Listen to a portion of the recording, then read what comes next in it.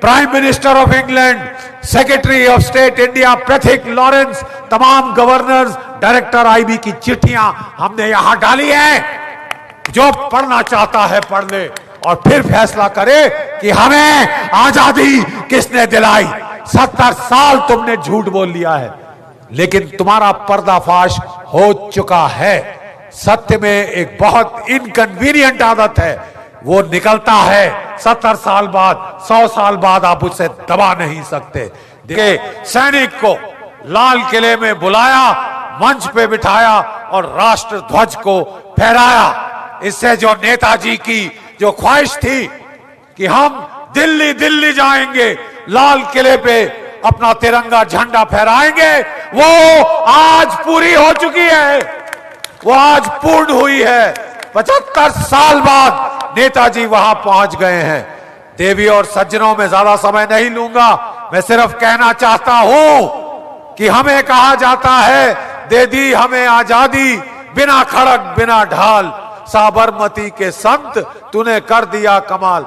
माफ कीजिए, इससे बड़ा झूठ मैंने नहीं सुना, इससे बड़ा झूठ हमने नहीं सुना। 60,000 की आजाद हिंद फौज थी, जिसमें से 26,000 शहीद हो गए।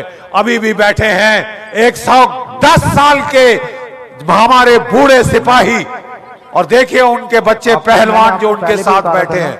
क्या बोलेंगे आप उनके मां बाप को जो हमारे उनके साथी शहीद हुए?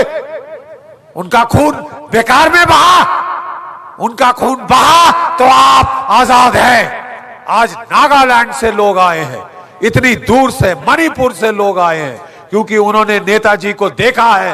नेताजी के ऊपर न्योछावर है। नागालैंड के लोग हमारे साथ हैं। देखिए जरा अपनी पोशाक में, परंपरागत पोशाक, प्लीज खड़े हो जाइए, प्लीज खड़े हो जाइए। अब मेरे नागा दोस्त देखिए ये क्यों आए हैं यहां पे, ये नेताजी की वजह से आए हैं।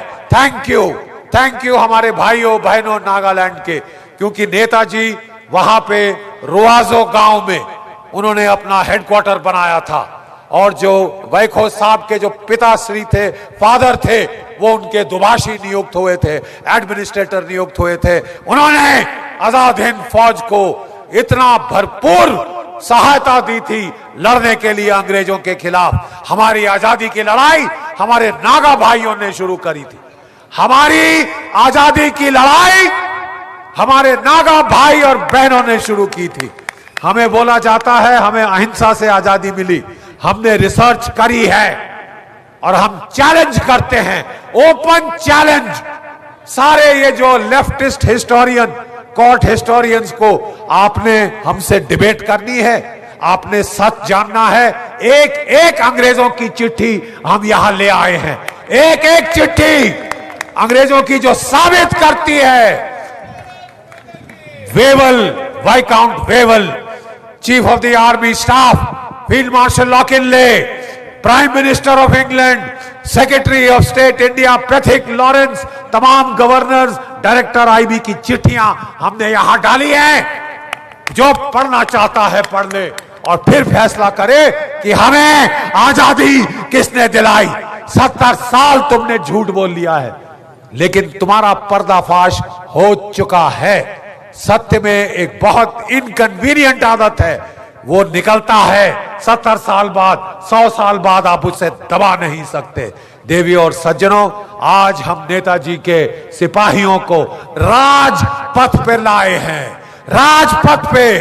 और अगला साल हमारा निवेदन है इस सरकार को कि नेताजी का स्टैचू राजपथ पे लगाइए, जहां जॉर्ज 5 के पुतला था, और वो स्थान रिक्त है, वो स्थान खाली है, वो स्थान नेताजी का है, वो स्थान नेताजी को दीजिए।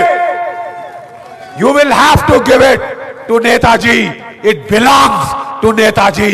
We will see that he gets there. हम देखेंगे भारत के लोग आपको, नेताजी को जॉर्ज 5 की कैनोपी के नीचे लगाना होगा, क्योंकि असली लिबरेटर, आजाद करने वाला नेताजी के सिवाय दूसरा कोई नहीं। मेरे साथ एक बार जरा खड़े हो जाइए, आखिरी है।